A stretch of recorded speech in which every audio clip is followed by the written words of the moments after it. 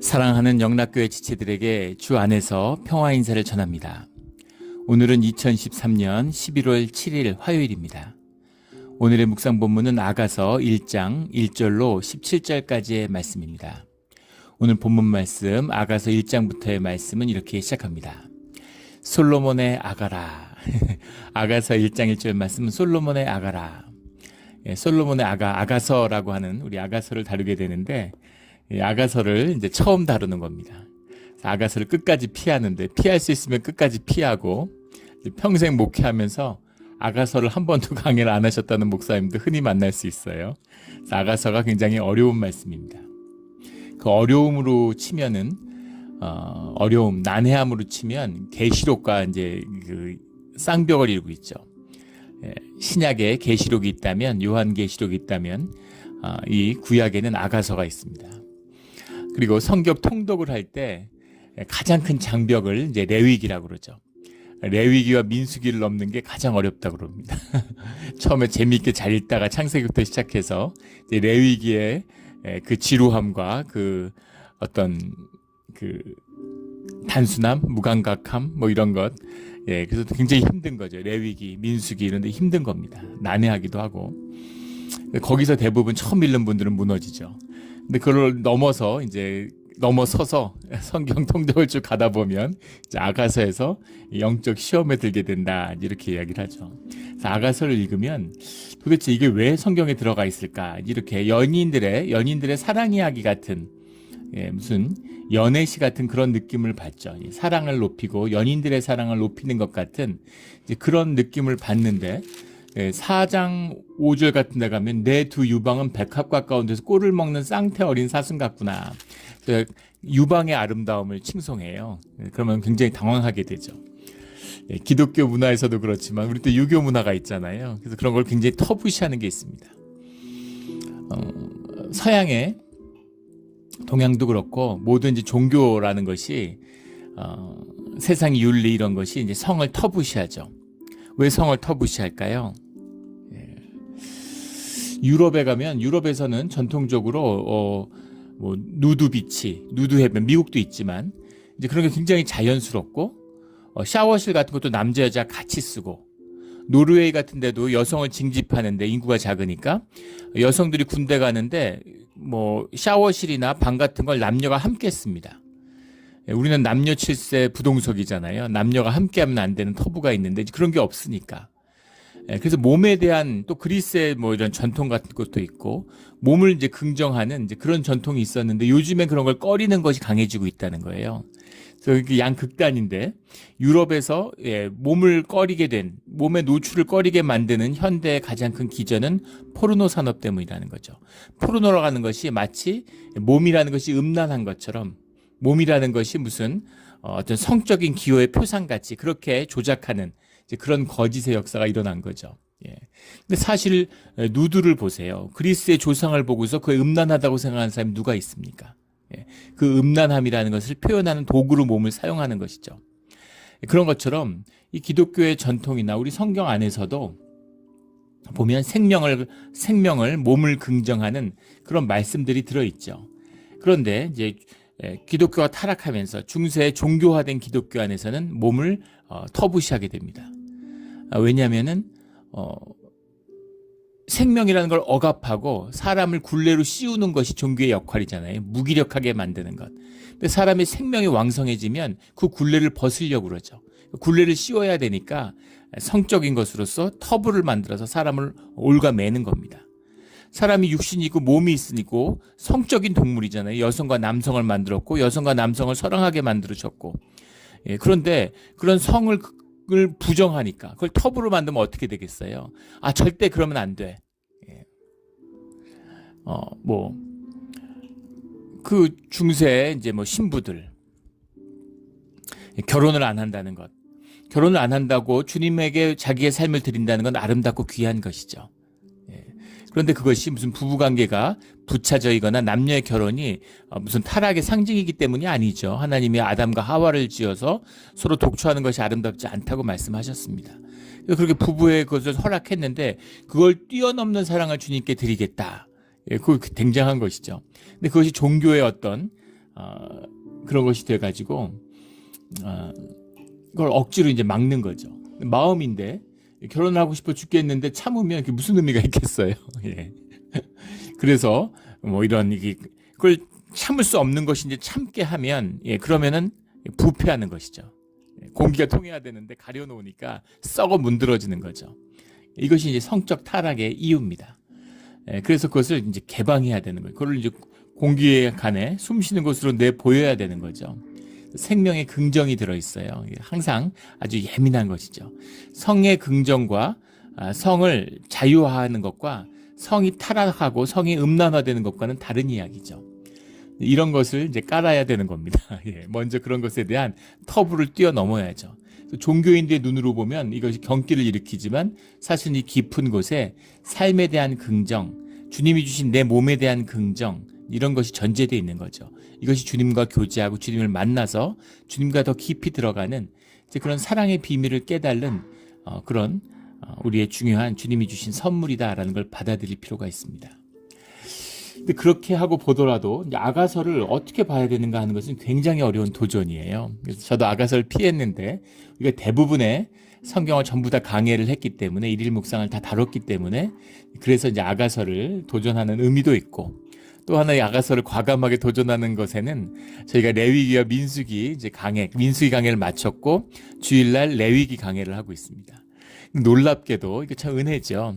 레위기를 강해하는데 은혜 받고 레위기에 대해서 은혜 받았다는 말씀을 많이 들어요. 정말 신기하잖아요. 레위기가도 피하다가 만나게 되는 말씀인데 레위기를 통해서 은혜를 받았다. 그러니까 말씀이 그만큼 진지해지고 또 하나님의 은혜 가운데 말씀을 묵상하는 그런 훈련들이 되었다라는 준비가 되었다 이런 뜻이겠죠. 많은 은혜를 받습니다.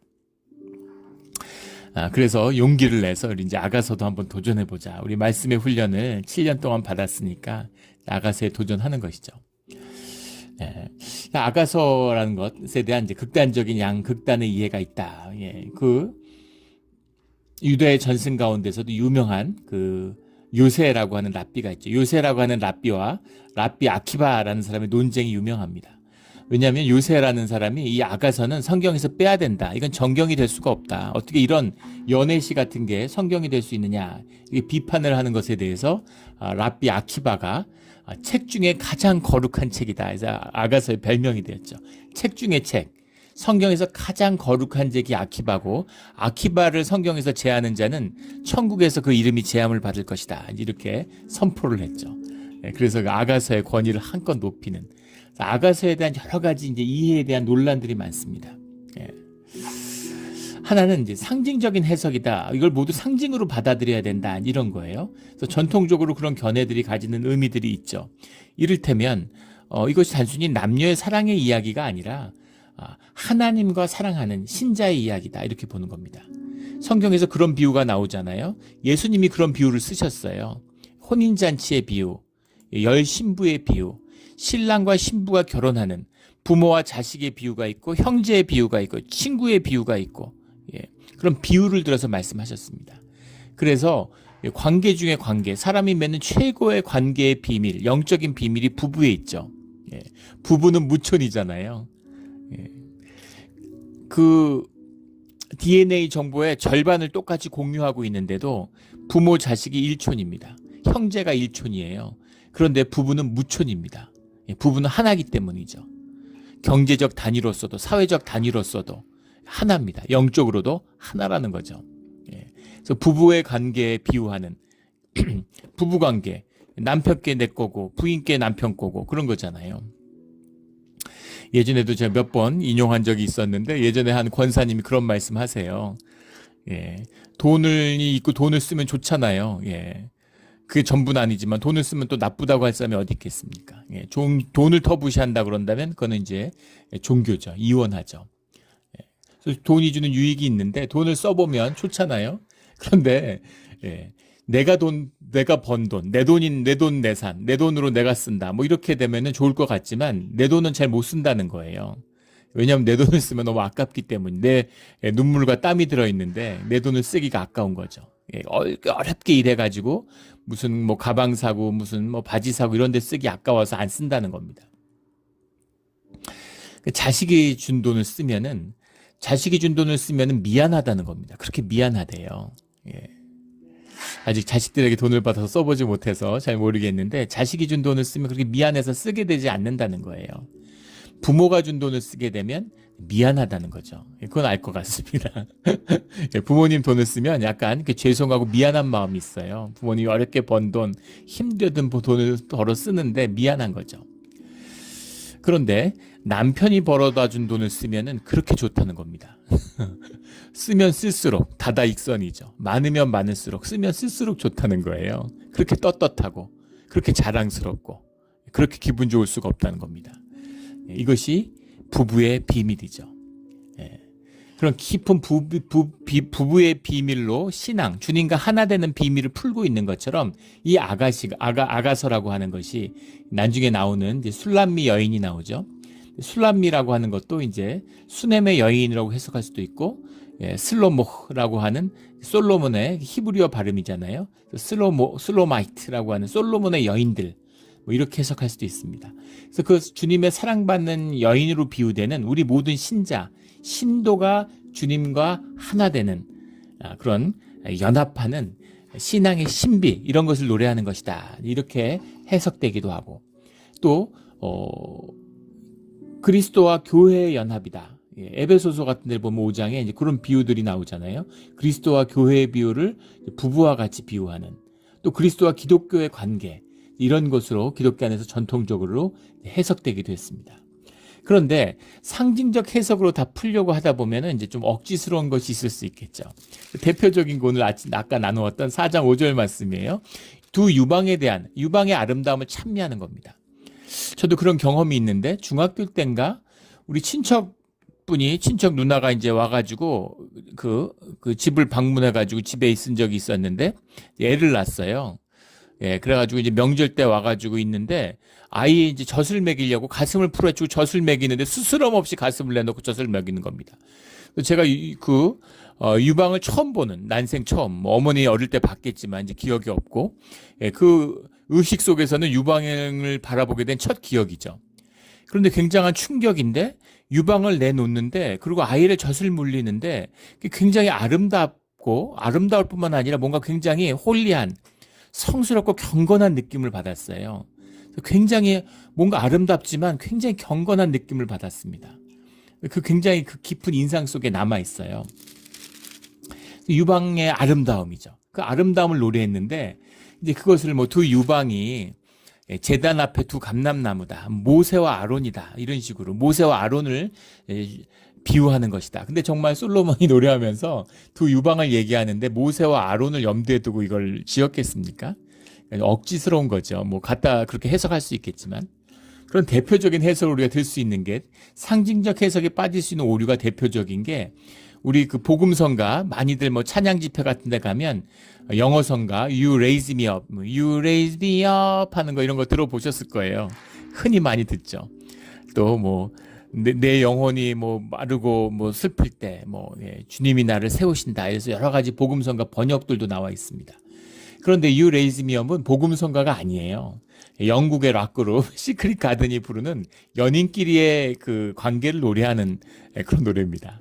You raise me up의 You가 주님이라고 받아들이면 그 뜻이 너무너무 복음적이고 은혜가 되는 거죠. 그래서 유행가를 가져다가 복음성가로 쓴 거예요. 근데 복음성가로 쓰다가 나중에 좀 그랬는지 이제 가사를 약간 수정해가지고 그래서 이제 완전히 복음성가로 정착이 된 거죠.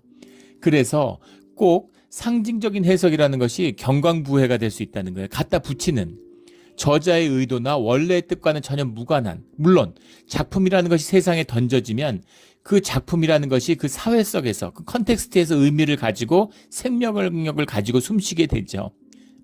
그래서 저자의 의도와 그 작품이 가지는 문학성이라든가 문학적 가치라는 것은 다를 수 있습니다. 그런데 아가라고 하는 것은 성경이에요. 성경의 말씀입니다.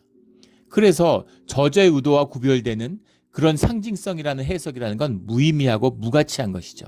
악한 것입니다. 그렇게 해석을 하면 안 돼요. 주님이 이 말씀을 우리에게 계시적으로 주셨다면 주님의 뜻 가운데서 우리에게 증거하는 주님의 말씀의 뜻을 헤아려 알아야 되는 것이죠. 물론 그 주시는 말씀 가운데 상징적인 의미가 있지만 모든 것을 상징으로만 푼다? 이것에는 함정이 들어있을 수 있다는 얘기입니다. 위험할 수 있다는 얘기죠.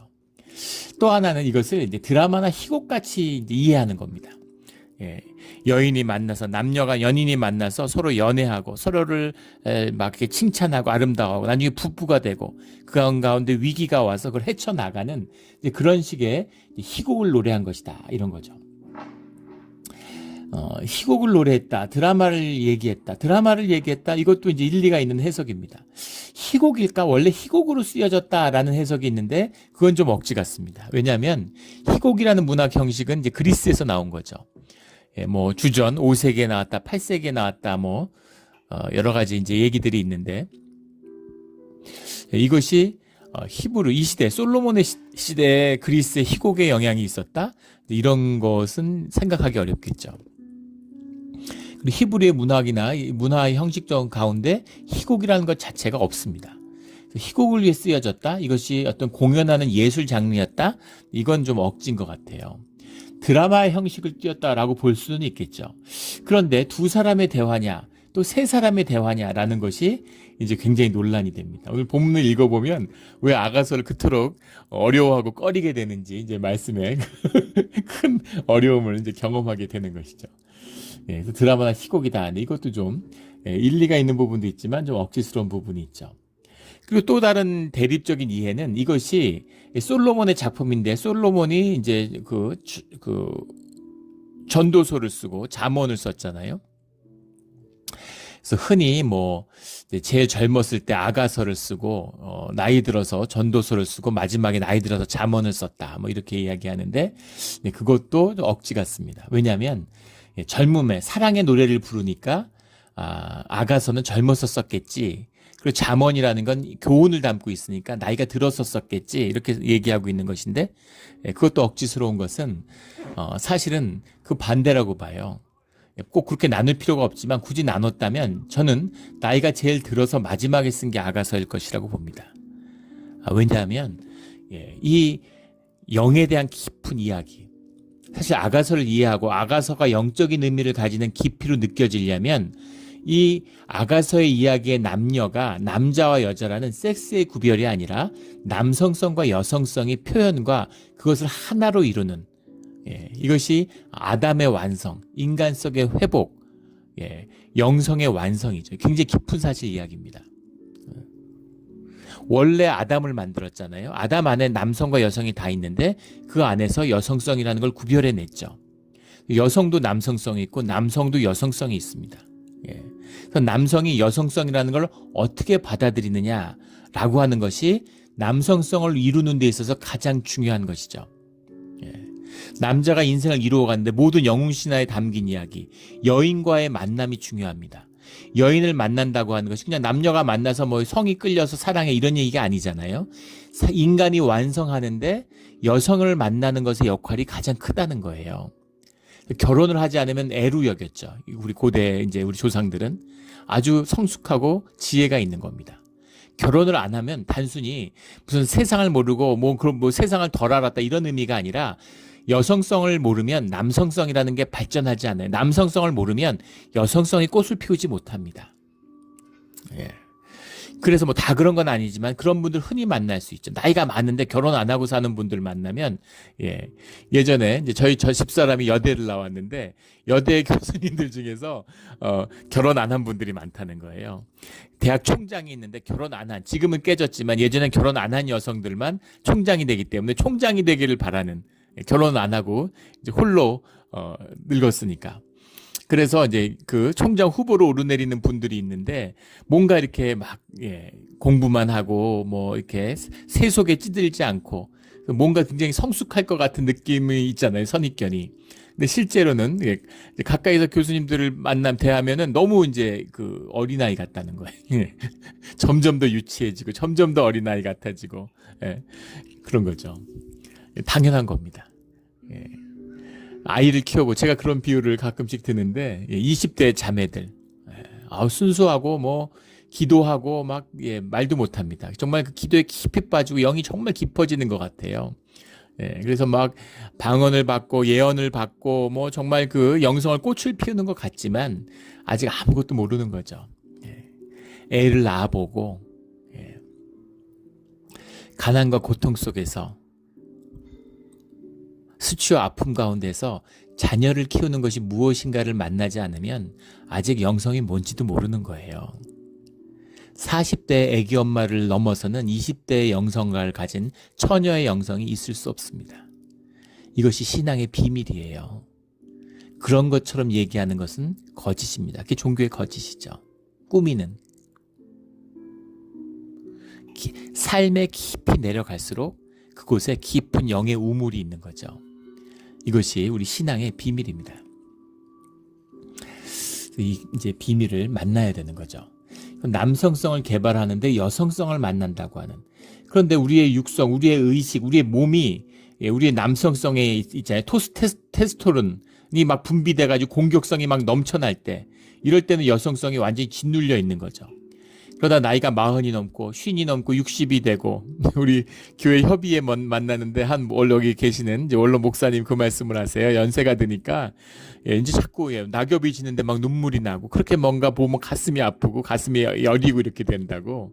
몸에 의식이 죽고 무의식이 이제 점점 커지니까 여성성이 점점 나타나는 거죠. 그래서 어떻게 여성성을 삶 가운데 통합시키느냐라는 것이 우리의 이제 인생과 영성에 굉장히 큰 도전이 됩니다. 그런 의미에서 아가에서의 의미라는 것을 영적으로 짚었다면, 그렇다면 솔로몬의 이 신앙이 굉장히 성숙했던, 나이도 성숙했을 때의 작품이다. 이렇게 볼 수 있겠죠. 그래서 이것을 하나의 작품으로 본다면 굉장히 깊이 있는 영성의 길로 받아들이게 되는 거예요. 근데 하나의 이야기로 가 아니라 모음집이다. 사실은 여러 가지 시나 여러 가지 이 전도서나 뭐 이런 그 잠언처럼 그 사회에서 유행하던 모든 지혜의 이야기를 모아서 잠언을 만들고 편집하고 왕이니까. 그래서 그 사이에 유행했던 사랑의 시들을 다 모아가지고 그래서 아가서로 하나로 모아놓은 시 모음집이다. 이제 이렇게 보는 견해가 있는 겁니다. 이러면 좀 얘기가 달라지겠죠. 그러면 여기를 관통하고 있는 신학적인 의미를 찾아내기 위해서 고통스러워할 필요가 없겠죠. 이런 모음집이라는 주장이 있습니다. 그런데 이것이 보면은 이제 시의 형식을 띠고 있고 계속 후렴구가 같은 후렴구가 반복된다는 걸 볼 수 있어요. 그리고 주제도 연결되는 게 있습니다. 하나의 이야기로 봐도 전혀 문제가 없습니다. 그리고 이것을 모음집, 물론 여러 시를 모아서 모으면서 편집했을 수도 있겠지만 이것을 하나의 시로 보는 것이 맞지 않을까, 이렇게 보는 것이죠. 그래서 또 이제 문학적으로도 이것이 이제 뭐 문학의 형식이다, 뭐 이거 사랑시다, 그냥 연애 노래다, 뭐 이런 식의 대립도 있습니다. 여러 가지 있지만 그 모든 것을 다 고려했을 거야. 고려함에도 불구하고 가장 잊지 말아야 될 것은 이것이 하나님의 말씀이라는 겁니다. 이게 제일 중요한 것이죠. 아가서가 성경 안에 있고 하나님의 말씀으로 주어졌다는 거예요. 하나님의 말씀으로 주어졌다면 그 말씀의 의미가 있어야 되는 것이죠. 문자적으로 있는 그대로 받아들여야 될 의미도 있고 그 안에 숨어있는 깊이 있는 문자적인 의미만 있다면 뭐하러 성경을 기록했겠어요. 그러면 성경이 이미 페이지가 없겠죠. 현상의 것이라면 썩어졌겠죠. 살아있는 말씀, 그 문자를 통해서 주님이 끊임없이 우리에게 영감을 불어넣고 살아계신 성령이 계시하는 말씀의 의미가 이 성경에 담겨있는 말씀에 있는 것이죠. 그래서 그런 것이 담겨있기 때문에 그것을 성찰하고 살펴야 하는 것이죠. 이것이 아가서의 의미다라는 겁니다. 뭐 이 이야기를 풀려면 끝도 없을 거예요. 그런데 우리 아가서의 말씀, 뭐 더 깊이 나눌 수 있는 기회가 있겠죠. 그 말씀을 처음으로 한번 보겠습니다. 솔로몬의 아가라라고 했는데, 솔로몬의 아가라는 것이, 아라는 게 맑을 아자, 우리 청아하다, 단아하다, 우리말에 그 맑을 아자죠. 맑은 노래, 이렇게 아가라고 붙였는데, 이렇게 읽어보면 그렇게 또 맑지만 여인의 우리 전통적인 관념에서 보면 그런 사랑을 높이는 이제 그런 노래죠. 아가다 이렇게 쓰고 있습니다. 솔로몬의 아가다라고 썼는데 시르 하시림, 시르 하시림이라는 게 Song of Songs죠. The Song of Songs, 노래 중에 노래다, 이런 의미입니다. 시르 하시름 아세르 리슬로머라고 돼 있는데 시라는 걸 알 수 있죠. 이거를 맞췄어요. 시르 하시름 하세르 리슬모 다 S로 쭉 이게 그 운을 맞췄다는 걸 알 수 있죠.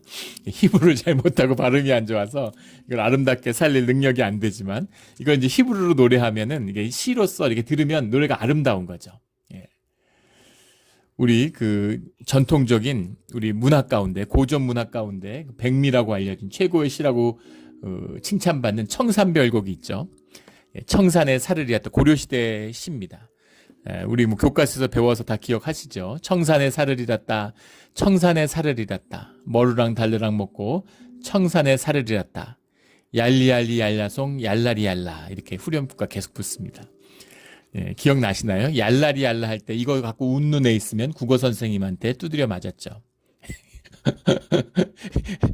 뜬금없이 얄리얄리 얄라성 얄라리 얄라가 도대체 뭘까 웃기려고 붙인 것 같기도 하고 이걸 듣고서 어떻게 폭소가 안 터질 수 있겠습니까? 중고등학생 때. 그래서 이걸 듣고 빙긋이라도 웃었다가는 국어 선생님은 그것을 고전 문학에 대한 모욕으로 받아들이셨던 것 같아요. 또 그것을 가리키는 당신에 대한 모욕으로 받아들였던 거예요. 엉덩이 막 두드려 맞고 웃은 애들 다 나가서. 얄리얄리 우리 문학을 이제 서양으로 소개하기 어려운 것이죠. 살얼이랐다, 살얼이랐다. 눈이 내렸다는 얘기잖아요. 그래서 영어로 해석하면 snow falls, 뭐 snow fall 이게 아무것도 아니잖아요. 살얼이랐다. 이러면 한국인의 마음에서는 아름다운 것이죠. 얄리얄리 얄라송 이긴다. we win, we will win 이런 얘기. win 이긴다, 이긴다 이런 얘기. 이겼어, 이겼어, 이길 거야. 고난의 아픔 가운데서도 희망을 노래하는 그런 뜻이 담겨 있을 수 있겠죠. 그런데 얄리얄리 얄라송 이러니까 이제 그 시적인 의미가 있는 것이 이긴다, 이긴다, 이긴다 이게 뭐겠어요? 아무것도 아니죠. 그런 것처럼 그냥 시를 솔로몬의 아가라 이러면 아무것도 아니지만 시를 하시림 음악에 맞춰서 아세르 리슬로모 이렇게 하면은 이제 아름다운 노래로 이제 가사로 이게 들린다는 겁니다. 시라는 것을 기억해야 된다라는 거죠. 2절에 내게 입 맞추기를 원하니 내 사랑이 포도주보다 나음이로구나. 원문에 보면 이 샤켄이 미네시카트 미후 이렇게 되어 있는데 이 샤켄이 미네시케트라는 말이 시커트라고 하는 말이 다 나샤크라는 말이 원형이에요. 다 키스라는 말입니다. 키스미 with kisses. 키스미 with kisses with your lip 뭐 이런 거예요. 키스미 이런 겁니다. 근데 이렇게 보면 항상 이제 아가서를 읽을 때 어려움이 이게 이 두 사람이냐 세 사람이냐 이 화자가 근데 이것도 이제 굉장히 큰 논란이 있는 주제인데 이 주체가 누구냐는 거예요. 이 주체가 계속 헷갈리고 의미가 없고 확고하지 않기 때문에 개역 한글로 읽으면 이건 재앙이 되는 거죠. 이게 무슨 말인가 도대체 이게 누구의 노래인가 하는 게 헷갈리는 거예요. 그런데 이 원문을 읽어보면은 여인이 남성에 대한 남성이 여성에 대한 그런 화법으로 다 해석될 수 있는 문장도 있고 아무리 봐도 여성의 문법인 것 같기도 하고 남자의 문법인 것 같기도 하고 이런 것들이 섞여 나옵니다. 근데 이거를 꽤 맞춰서 하나로 하려다 보니까 억지스러운 해석들, 번역들이 많이 나오는 거예요. 1절에 내게 입 맞추기를 원하니 내 사랑이 포도주보다 나음이로구나. 이거는 뭐겠어요? 솔로몬을 화자로 보는 겁니다. 사랑하는 여인이 내게 입 맞추기를 내가 원하니 이렇게 점잖게 해석을 했습니다. 왕이 kiss me with your lips 영어로 한번 생각해 보세요. 이런 고백을 한다? 물론 남자는 여자는 고백하는데 왜 남자는 고백 못해? 그렇게 볼 수도 있죠. 그렇게 본다면 맞을 수 있는데 이것을 내 사랑이 포도주보다 나음이로구나. 세상에 이런 식으로 사랑을 노래하는 남녀가 어디 있겠습니까? 남자든 여자든. 여인이 남자 보고 네 사랑이 포도주보다 나음이로구나. 조선시대 선비도 이렇게는 안 할 겁니다. 그래서 이거는 굉장히 억지스러운 번역이에요. 그래서 더 본문이 어렵게 느껴지는 겁니다. 그래서 그냥 사랑의 노래예요. Kiss me, your lips 이런 거죠. Your kiss is better than wine 뭐 이런 겁니다. 포도주보다 낫다. 3절에 내 기름이 향기로워 아름답고 내 이름이 쏟은 향기름 같으므로 처녀들이 너를 사랑하는구나. 솔로몬이 술람미 여인을 염두에 두고 뒤에 가면 나오는 그 여인과의 사랑이기 때문에 근데 처녀들이 너를 사랑하는구나. 반대로 여기서 너가 솔로몬 왕이기 때문에 솔로몬이 너를 향기롭고 아름답고 내 이름이 참기름 같기 좋았기 때문에 그래서 여자들이 다 너를 사랑하는구나 하는 걸 내가 알겠구나. 이렇게도 해석할 수 있는 것이죠. 근데 더 깊이 들어가면 여기서 이것을 주님을 향한 사랑의 고백, 노래라고 본다면 그렇다면 주님의 향기롭고 아름답고 그 이름이 너무너무 아름답군요. 그 향으로 비유할 수밖에 아름답기 때문에 주의 신부들이 모두 다 주님을 사랑하는군요. 내가 주님을 만나 보니까 내가 주님의 은혜를 경험하고 나니까 왜 주님을 사랑했는지 내가 알겠습니다. 이런 고백으로 받을 수 있는 것이죠. 서론이 길었기 때문에 무슨 말씀이고 그 서론을 왜 그렇게 길게 했는지 본문을 읽으면 이해하실 거예요. 4절에 가면 이것이 이제 난해함의 시작이 되는 것이죠. 왕이 나를 그의 방으로 이끌어 들이시니 너는 나를 인도하라. 우리가 너를 따라 달려가리라. 우리가 너로 말미암아 기뻐하며 즐거워하니 내 사랑이 포도주보다 더 진함이라. 이 너가 바로 1절에 나오는 내게 키스하기를 원하니 내 사랑이 포도주보다 나음이로구나라는 걸 받았다는 걸 알 수 있습니다. 그런데 왕이 나를 그의 방으로 이끌어 들이시니 너는 나를 인도하라. 그럼 내가 왕과 사랑하고 너는 나를 인도하잖아요. 너와 사랑하는 게 아니라 너가 나를 인도해서 왕에게 데려가는 거면 나는 누구고 왕은 누구고 너는 누굽니까? 왕과 너와 나. 이제 이것을 풀어야 되는 것이죠. 그런데 왕이 주님이고 우리가 교제 가운데 우리가 주님을 만나게 되는 더 깊게 이것을 해석하는 그런 이제 해석들도 많이 있습니다.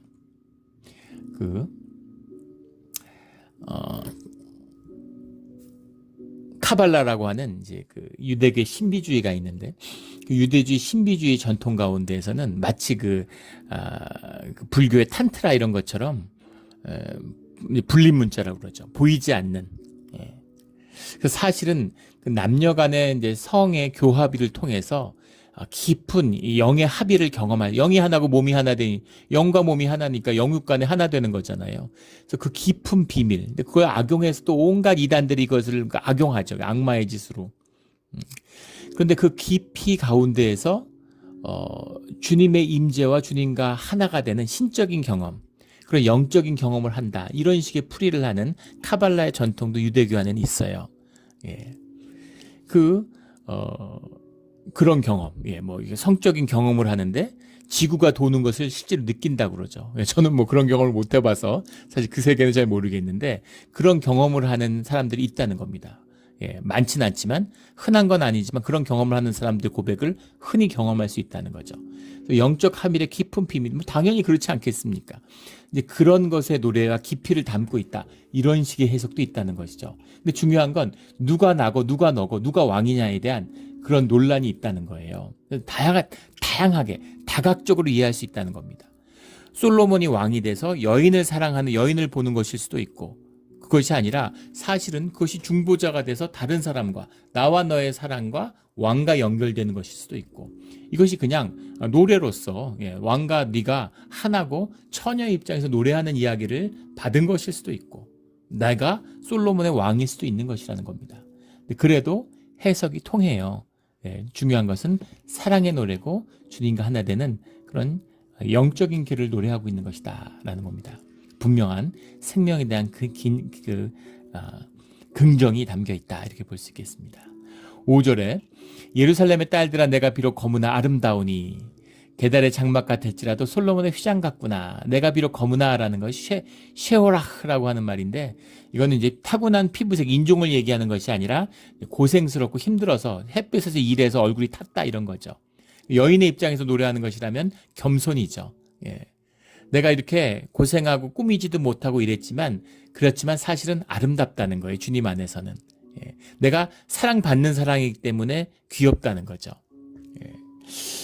어저께 우연하게 무슨 이제 이렇게 쓰레기 같은 걸 정리하다가 예전에 있던 문서 이런 걸 정리하다가 그 안에서 그 아이들이 초등학교 때 만들었던 학교에 내는 과제 같은데 애가 찍은 사진이 있는 거예요. 지 친구하고. 근데 어릴 때 사진이 이렇게 나오는데 그렇게 눈물이 나고 가슴이 아프더라고요. 감사하기도 하고. 아이들이 참 이렇게 컸구나, 이렇게 어렸구나, 이런 걸 보는데, 근데 그 모습이, 어릴 때 모습이 애들이 이제, 옷을, 그때 이렇게 좋은 옷을 사주지 않고, 애들, 이제 형들 거 물려 입히고, 막내가 있는데, 이제 옷을 여러 개 조합해가지고, 이제 넷째가 태어날 거라고 기대를 못했기 때문에 이제 새 옷을 애들 이제 큰애 낳는 옷을 사주면 물려 입으면 되는데 막내는 그런 걸 사주는데 좀 인색했던 것 같아요. 옷을 한 서너 겹을 이렇게 끼어 입고 겨울에 입는 옷인데 좀 우스꽝스럽기도 하고, 예, 옷들이 좀 조화가 안 되니까 예, 되게 좀 그랬는데, 근데 이제 너무 아름다운 거죠. 예, 왜 아름답겠습니까? 사랑의 눈으로 바라보기 때문이죠. 그 사랑의 눈으로 바라보면 그 사랑 가운데에서 관찰되는 그 사랑의 의미, 그런 아름다움이죠. 아름다움의 비밀입니다. 예. 뭐 이 얘기도 나누려면 끝이 없겠지만 그 사랑 가운데 있기 때문에 아름다운. 그래서 게달의 장막 같을지라도, 게달은 우리 성경에 나오는 이스마엘의 차남의 이름이죠. 베두인, 예, 그런 이 무역을 하는, 또는 이 뒤에 가면 이제 강도의 대명사가 되기도 하는데, 이제 아랍의 조상으로 불려지는 사람입니다. 근데 이제 이 유목민족이니까, 유목민족들은 계속 유랑을 하니까 꾸미지 않죠. 굉장히 질박함이 특징이죠. 거기다가 양가죽, 소가죽 같은 거, 지금도 몽골족 이런 데 가면은 그 이제 게르라고 하죠. 그 장막 같은 거 친 거 보면은 소박하게 입을 데 없잖아요. 계속 이동을 해야 되니까 뭘 그걸 꾸미고 거기 할 게 뭐가 있겠어요. 그러니까 막 가죽 같은 거 뒤집어서 이렇게 하는 그런 것 같다는 거예요. 게달의 장막 같을지라도. 솔로몬의 휘장과도 같구나. 왕의 휘장이고, 솔로몬의 시대는 예, 이 이스라엘에서 가장 부유하던 시절이니까 얼마나 화려하겠습니까? 그러니까 가장 소박하고 가장 꾸미지 않은 것 같을지라도 가장 아름답구나, 이런 거죠. 예. 여인의 피부 중에서 가장 아름다울 때가 21살 때라고 그러잖아요. 육체적으로. 그래서 그 화장품 광고 모델의 평균 연령이 21세래요. 화장을 안 해도 가장 아름다운 사람을 데려다가 화장을 해서 아름다운 것처럼 속이는 거죠. 예. 그 아름다움. 예. 그 생명이 주는 아름다움. 그런 것을 상징으로 보여주는 거죠.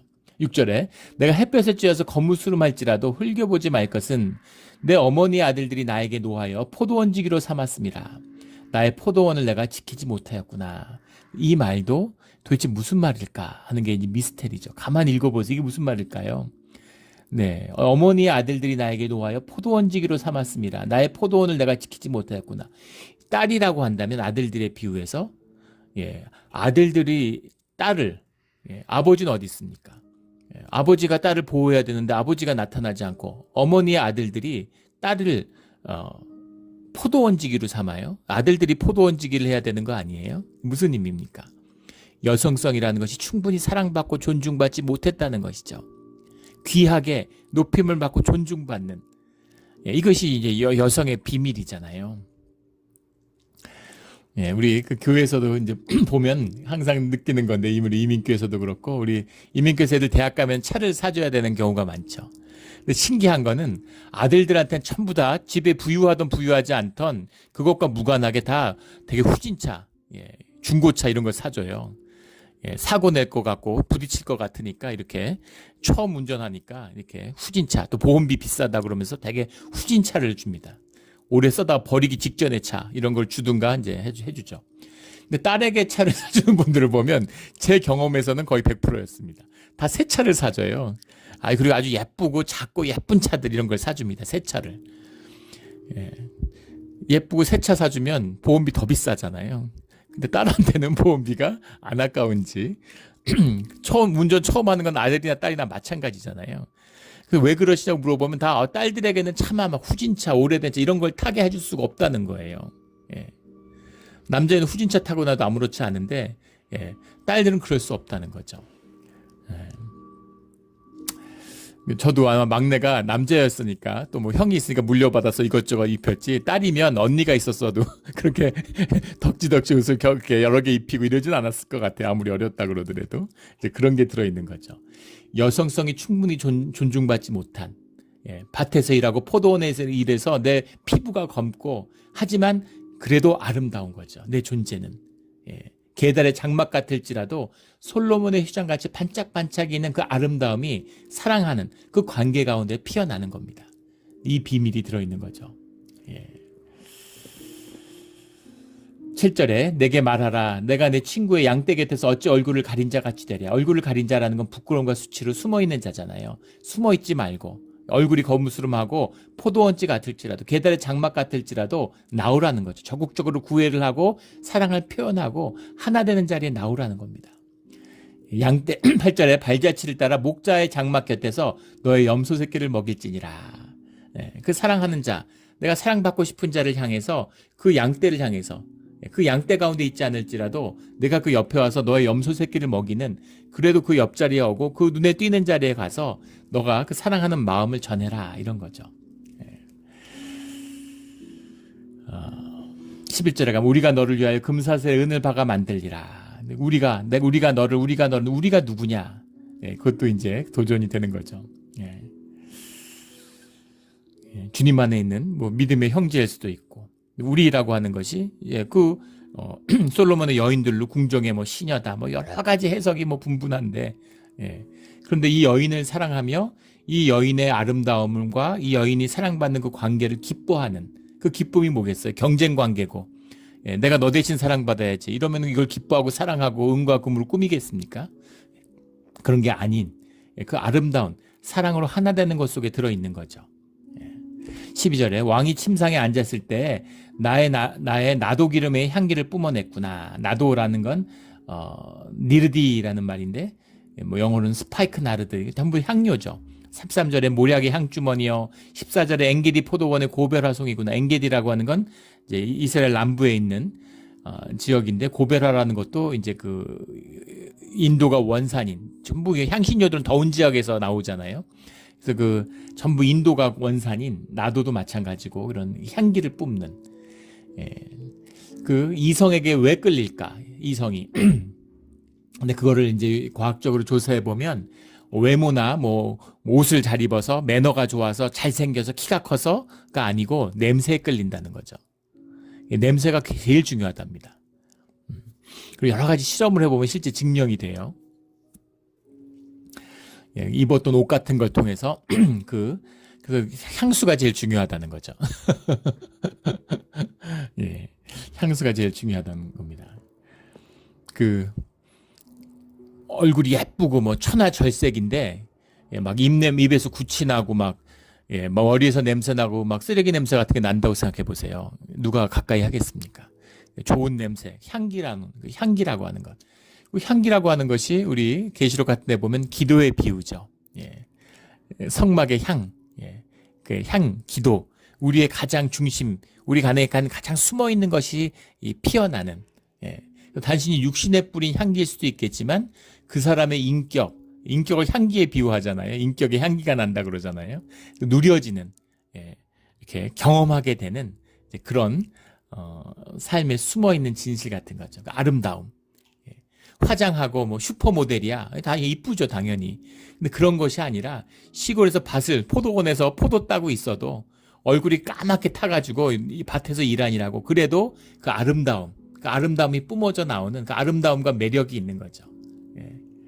그런 매력, 그 매력을 가지고 그 목자에게, 그 왕에게 나와라. 너의 사랑하는 사람에게 나와서 너의 사랑을 표현하고 그 사랑을 구해라. 그 사랑을 나눠야 된다. 이런 말입니다. 그렇게 나올 때 너에게 두 뺨을 따온 머리털로 내 목은 구슬개미로 아름답구나. 금사슬에 은을 박아 만들리라 라는 말씀처럼 그 아름다움이 꾸며지는, 아름답게 꾸며지는 그런 왕의 왕비와 같은, 공주와 같은 그런 아름다움으로 꾸며진다. 이런 사랑을 노래하고 있습니다. 우리 이제 아가서의 말씀을 나누게 될 텐데, 이게 뭐 이거다 하는 것에 붙들리지 말고 정하지 말고 주님이 내게 주시는 내 심령으로, 내가 수넴의 여인에 대한 마음으로 주님 앞에 나아가는 그런 깊은 영의 비밀이 풀어지는 우리 아가서의 말씀이 되기를 주의 이름으로 축원합니다. 아멘. 기도드리겠습니다. 하나님 아버지 감사합니다. 우리 늘 말씀을 묵상하고 말씀의 훈련을 받는데 어려운 말씀입니다. 이해하기도 힘든데 깨닫기는 얼마나 어려우며, 깨달았다 한들 이걸 삶으로 살아내는 것은 얼마나 어려운 일이겠습니까? 우리가 절대 할 수 없는 일이지만 성령이 함께 하시면 우리가 능히 할 수 있는 일임을 믿습니다. 주님, 영을 열어주시고 마음을 열어주셔서 말씀을 깨달아버리고 말씀을 살아버리는 그런 우리의 신앙의 자리가 되게 하여 주시옵소서. 감사하며 예수 그리스도의 이름으로 기도드렸습니다. 아멘.